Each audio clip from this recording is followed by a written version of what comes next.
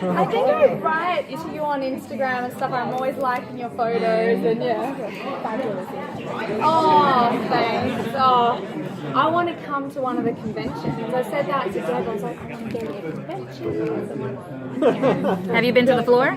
No, I haven't yet. Put a costume on. Oh, how cool would that be? Do it. Everybody does Dress it. up as Matthew. I'd pay money to see that. To see the deep voice. Teresa, can we start off like when did you first stumble upon these books, and what went through your mind when you first read them? Did you know them before this role? I actually didn't. I was just laughing about the fact that I have 3 sons, and so I haven't read since they were born. I haven't read anything since they were born. So I think they came out right as I was having children. So I wasn't familiar with the books, but I read the script. And instantly I became obsessed with it. I couldn't stop reading it. I rang my agent and I said, what is going on with this? How can I get involved? He set me up with Jane Trantor. And Jane was just this brilliant woman who spoke so passionately about the world. She knew the characters back to front, inside out, and she really set it up for me. And I left that meeting just feeling like she was my character. I had to be Diana. I felt so connected to her in every way. And so I met with Matthew Good, who was already cast, and we were going to do like an hour and a half workshop, a chemistry read, just to make sure that we got on and we had some chemistry, because obviously that's a pivotal part of our story. We wanted to make sure that we fit together. And straight away we were laughing, straight off the bat. We were just such goofballs together. We're like brother and sister, really interacting in a way that felt organic and fluid, and we just put the scenes down. And I remember Kate, our casting director's like, guys, like we actually have to get some work done. We're talking with each other, but we do have to film some of the scenes. So from day one, it was like that between Matthew and I, and we're both so thrilled to be a part of the show. Yeah, and then I read the books after that point. Yes, which was brilliant. And actually, it was an audio book that I listened to, because again, the reading for me, I'm constantly being interrupted by little people. But in the car, they're strapped in and they can't interrupt me, and I have my audio book on. So that's how I read the books. So you say you connected with Diana really quickly. What qualities did that, made you connect with her? I just loved her passion. I loved her commitment. I thought she was this beautiful flower where she's a hyper-intellectual woman, yet she was denying this whole other side of her life and her being. And I loved the vulnerability in that, and the fragility in that, and I just felt such potential, that she had so much potential, and she just had to lean into it. And the further along I got into the book, I just became so proud of her and how she started to unravel, and she blossoms into her authentic self. And I can really relate to that journey. I think even any of us, from the ages, when we're teenagers to when we enter into our later 20s and 30s, gosh, we're all over the place when we're younger, and then you finally land into a space in your life where you're feeling good about yourself and you're leaning into who you are. And I felt like she took that journey in that first book, and I loved it. It was a beautiful story. If I could piggyback off that question, you mentioned this already, that part of what drew you to the character of Diana is this sort of innate tension within herself between, the academic, the scientist, the historian versus this supernatural being. So how would you say that tension sort of manifests in your portrayal of the character? It's quite interesting, because she'll be in the middle of doing a lecture or just about to go and have a lecture, but magic pops out in a crazy way. And I think that's, this swinging pendulum. She's trying to keep this at bay, but it is who she is, and it keeps coming out, and then it starts escalating. It's coming out more and more and more, and she doesn't have such a tight grip on it anymore, and I love that, because it's just organic. It's bound to happen, and I think you see that journey. Yeah, and then we get into the spoiler territory very quickly. Yeah. He's like, don't say this. No, but it is such a difficult way to talk about it because I mean it's amazing and I'm waiting to see it because I think there's so much more to come and also the Sarah and Ann's involvement in it as well. Once you get to sort of 5, 6, 7, 8, it's Yeah. Can you talk about, we saw some of the scenes in the panel, but like talk about filming some of the magical stuff, what you can say, but like how is it? I probably already blew it on that table. She goes, this. It's like, wait. No, but it's, the reason I mention it is just because obviously you want to keep certain things back from the fans. Sure. But can you? But of course you can. But they don't come out in the first. There's small moments in the first episode, but then by the end of the third episode, it takes it to another level, which is the most powerful witch there is. And I think my idea of witchcraft is it's smaller than what she can do. It's like you do some spells and that's it. Like I grew up watching The Craft, but this just takes it to a whole other level. Her power is so immense. It really is otherworldly.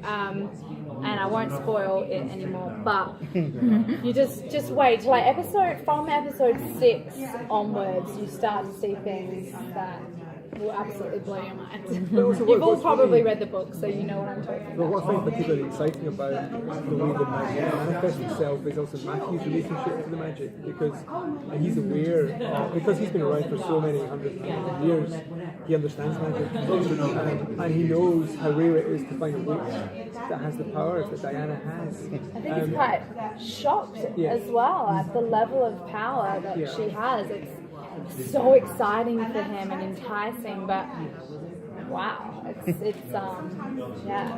I think it's also hard for him to see that too, in a sense.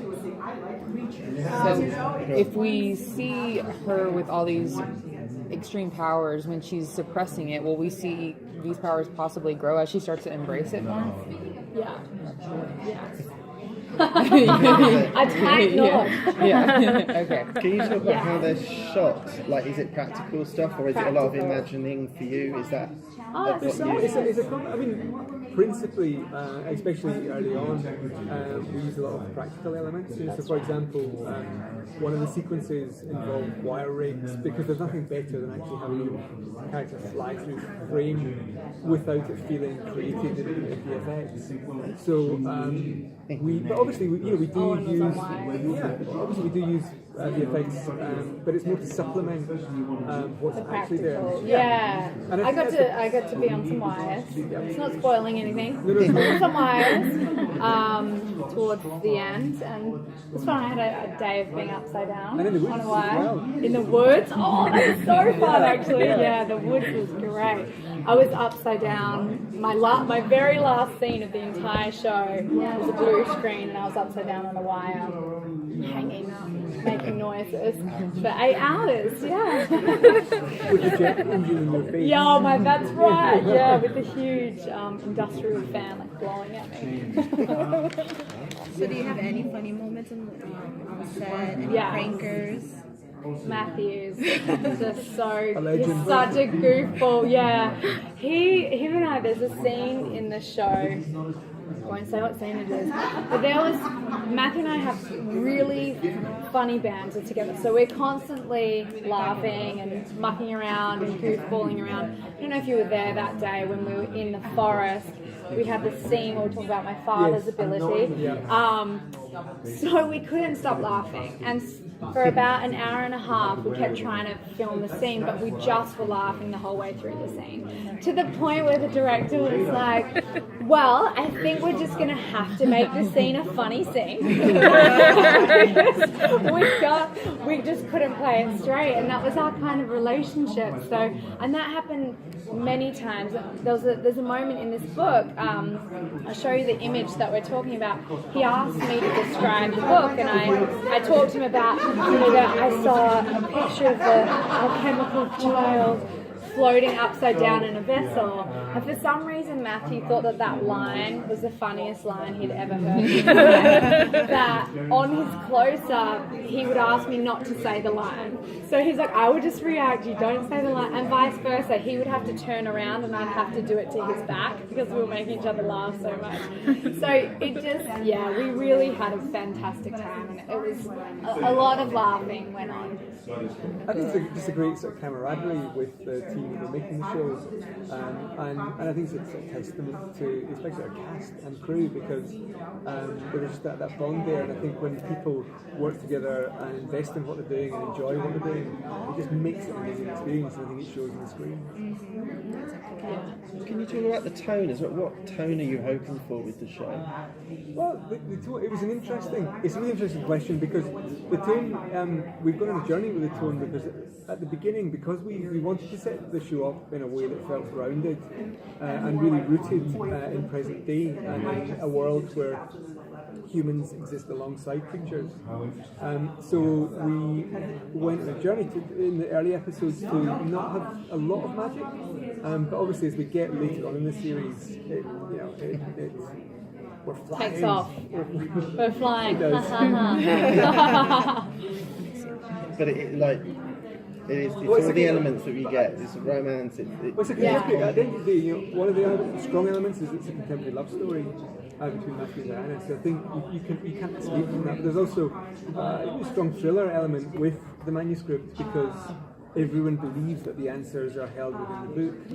And as Owen, who plays Peter Knox, was saying, he's got this vision that if he can find the book, he'll find out how vampires were created, and if he knows how they were created, then he can uncreate them. Because which I don't want any part of. Yeah, exactly. Yeah. Great scene. Yeah, that's What's it like working on a show, and obviously it's yet to air, so you haven't quite seen the reaction yet, but where it has such a devoted fan base of people who are just very passionate about the book?